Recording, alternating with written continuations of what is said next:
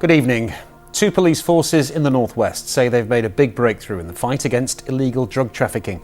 Drugs from mainland Europe with a street value of £13 million have been seized by officers from Cumbria and Lancashire in an operation that also involved customs and revenue. They've described it as one of the largest seizures of its kind. The drugs were found when two vehicles were stopped and searched yesterday morning. 6 men have been arrested. Police are investigating an explosion which killed a man at an industrial estate on Merseyside. It happened when the man was working on a pressurised canister in St Helens. Andy Gill reports. A police scientific officer was at the scene of the blast today. It happened at the Horton Road Business Park in St Helens. A man was working on a pressurised drum when it exploded. Yesterday afternoon, with it being so nice, obviously I was sitting on my front. Next minute, a terrific bang, and I mean a bang and an explosion. Woof, gone. Well, it was about 2 o'clock. Me and the wife were sat in the back garden and we heard a very loud bang. It sounded like a gas blast, kind of thing. And later on we saw the ambulance and the police cars and Socco vans coming up. Then we realised it was something, a situation where somebody had been badly injured, you know. The health and safety executives say the blast happened at a shed manufacturer's. It's thought the victim suffered abdominal injuries. He was taken to Wiston Hospital but died. Merseyside police say he was 72 and from Knowsley. They haven't released his name yet as they're still tracing his relatives. 2 other men working nearby were unhurt. Police say they're not treating the man's death as suspicious. They and the health and safety executive are now investigating how and why the drum blew up. A man's in hospital after a violent attack in Macclesfield. He suffered serious head injuries on York Street at around 7 o'clock last night. The man, who's in his mid-20s, is said to be in a poorly condition in hospital. Cheshire Police say a young couple who were on York Street at the time may have important information. There's at least another 2 days of disruption expected on the railway line that connects the northwest with the capital.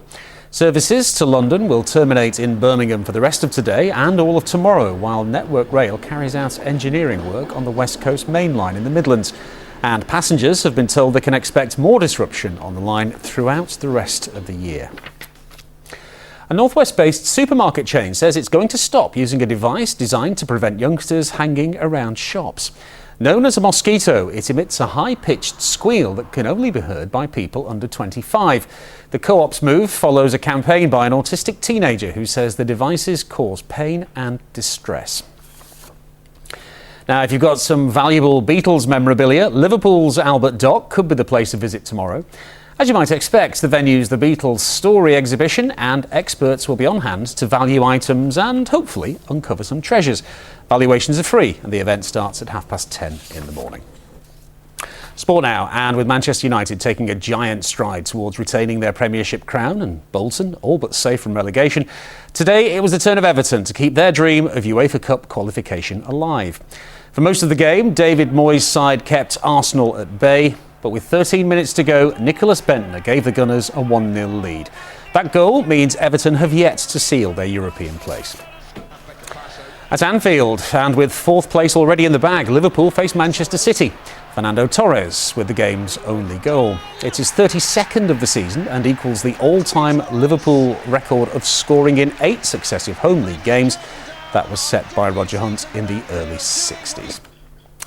Blackpool made sure they'll get another season in the Championship after a 1-1 draw with Watford today. Elsewhere, there were heavy defeats for Preston and Burnley.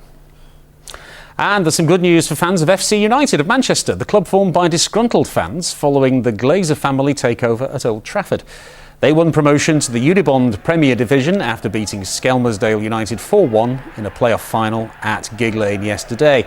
It's the Rebels' 3rd successive promotion.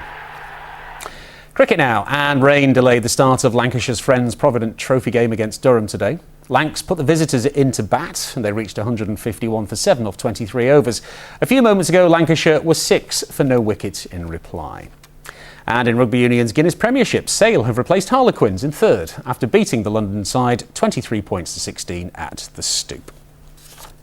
Time now for the weather forecast.